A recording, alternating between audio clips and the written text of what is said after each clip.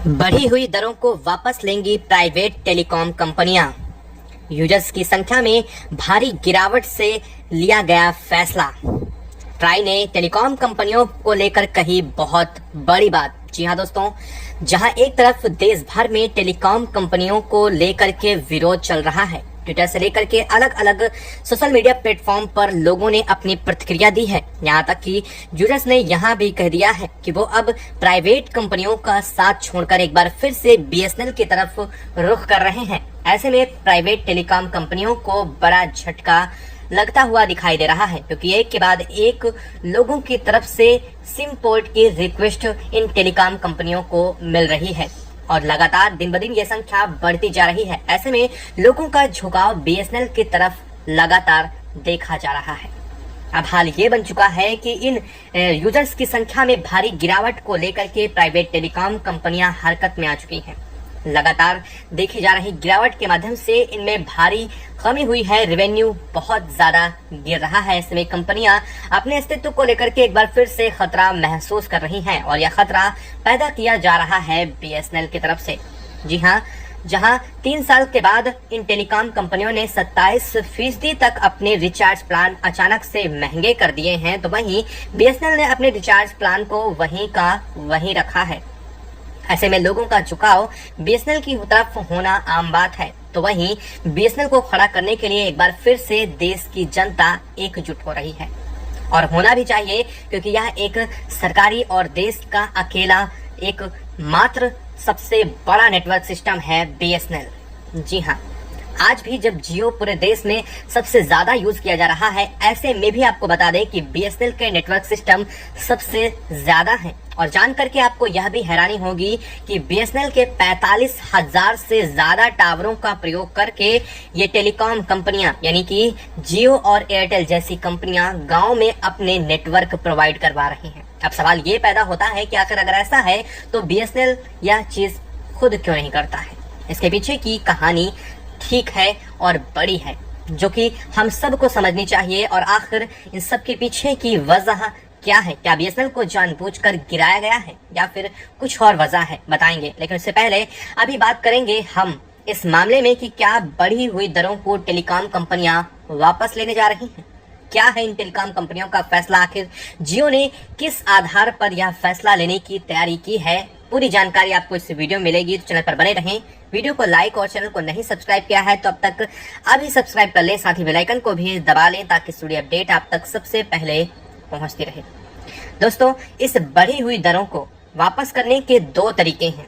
सबसे पहला तरीका है कि telecom Regulatory Authority of India इस पर संज्ञान ले और इस पर कार्रवाई करते हुए वह इनकी दरों को कम करने के लिए इन कंपनी पर अंकुश लगाए।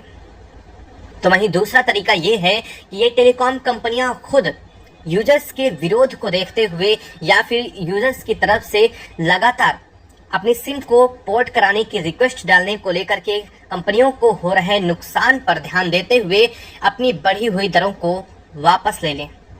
अब इन दोनों में ट्राई ने तो अपने हाथ खड़े कर दिए हैं। जी हाँ, थोड़ा निराशाजनक जरूर है, लेकिन ट्राई ने स्पष्ट कर दिया है कि हमारे देश की जो टेलीकॉम कंपनियां हैं वो पूरी दुनिया में सबसे सस्ते में रिचार्ज उपलब्ध करा रही हैं। जो रिचार्ज हम अभी कर रहे हैं पूरी दुनिया में वो सबसे सस्ता है और इस वजह से ट्राई का मानना है कि इन 3 सालों के बीच एक भी बार कंपनियों की तरफ से रिचार्ज की संख्या नहीं बढ़ाई गई है, रिचार्ज के प्राइस नहीं बढ़ाए गए हैं। ऐसे में इन कंपनियों को 3 साल बाद प्राइस हाइक करने से रोकना ठीक नहीं होगा। ट्राई का मानना है कि इन Telecom Regulatory Authority of India की तरफ से इन कंपनियों को दी जा रही सहूलियत ठीक है और जो ये प्राइवेट कंपनियां हैं इनके अस्तित्व को बचाए रखने के लिए इन्हें अपनी दरों को बढ़ाना ठीक भी है, क्योंकि अगले कुछ समय में आने वाले 5G के लिए इन टेलीकॉम कंपनियों की तरफ से जो इंफ्रास्ट्रक्चर डेवलपमेंट है उसमें काफी ज्यादा पैसा खर्च करना है और साथ साथ सरकार के स्पेक्ट्रम 5G की नीलामी में 15,000 करोड़ की नीलामी हुई है, जिसका भुगतान भी इन्हीं कंपनियों द्वारा किया गया है। ऐसे में इन कंपनियों को अपने रिचार्ज को हाइक करने का हक भी बनता है, ऐसा ही कुछ मानना है ये ट्राई का। लेकिन अब बात करें कि क्या फिर कंपनियां अपने स्तर पर इस बढ़े हुए रेट को वापस लेने वाली हैं। तो अब तक आपको बता दें कि कंपनियों की तरफ से इस मामले में कोई भी स्पष्ट जानकारी नहीं दी गई है, लेकिन लगातार यूजर्स की तरफ से गिर रही संख्या को यूजर्स की तरफ से लगातार इन कंपनियों को छोड़ने की वजह से लगातार इन कंपनियों में हलचल बनी हुई है। कंपनियां इस बात से परेशान हैं कि यूजर्स अचानक से इतनी भारी संख्या में कम क्यों हो रहे हैं। बता दें कि दिनों दिन बीएसएनएल के ऑफिस में जो सिम है उनको लेने की संख्या बढ़ती जा रही है। यूजर्स ज्यादा से ज्यादा बीएसएनएल की तरफ फिर से वापस जाने की कोशिश में लगे हुए हैं। एक बार फिर से 2009 से पहले का दौर बीएसएनएल के लिए आने वाला है। हालांकि यूजर्स को जानकर भी ये काफी खुशी होने वाली है कि बीएसएनएल ने देश के कई हिस्सों में सफलतापूर्वक 4G को लॉन्च भी कर दिया है। और बड़ी बात तो ये है कि अगले आने वाले 6 महीने के अंदर टीसीएस और सी-डॉट जैसी कंपनियों के साथ मिल करके टाटा अब बीएसएनएल पर काम करने वाला है। जी हाँ, रतन टाटा की बात कर रहे हैं, the legend man of India, जिनकी वजह से कई कंपनियां अभी खड़ी हुई हैं और वो लगातार देश हित में हैं। ऐसे में बीएसएनएल की तरफ से अगर टाटा का साथ मिलता है तो काफी हद तक स्थितियां बीएसएनएल की सुधरने वाली हैं और बीएसएनएल में अगर ऐसा बदलाव आता है तो वो काफी ऊंचे जाने वाला है। अब सवाल ये है कि क्या बढ़ी दरें वापस होंगी, तो यह अभी तक स्पष्ट नहीं है, लेकिन इसका फैसला ट्राई ने अपने हाथ खड़े कर दिए हैं। तो वहीं अब यह फैसला सीधा आ जाता है प्राइवेट टेलीकॉम कंपनियों के ऊपर। अगर प्राइवेट टेलीकॉम कंपनियां चाहेंगी तो अपनी बढ़ी दरों को वापस ले सकती हैं। हो सकता है कि उनके ऊपर लगातार इस तरह से यूजर्स को छोड़ने का दबाव बढ़ता रहे और उनका नुकसान बढ़े, जिसकी वजह से वो अपनी इन बढ़ी हुई दरों को वापस ले लें। लेकिन इसके अलावा और कोई तरीका तो अब तक सामने नहीं आया है। आपको क्या लगता है, क्या बीएसएनएल को एक बार फिर से इस जगत में किंग बनने की जरूरत है? क्या बीएसएनएल को एक बार फिर से अपने 2009 से पुराने दिनों को वापस लाने की जरूरत बनती दिखाई दे रही है? अगर बीएसएनएल एक बार फिर से बड़े स्तर पर काम करना शुरू कर रहा है तो इसका फायदा जरूर आगे आने वाले समय में देखने को मिलने वाला है। तो वहीं लोगों ने देशभक्ति के साथ बीएसएनएल को भी देखना शुरू कर दिया है। लोगों का मानना यह है कि बीएसएनएल देश की कंपनी है।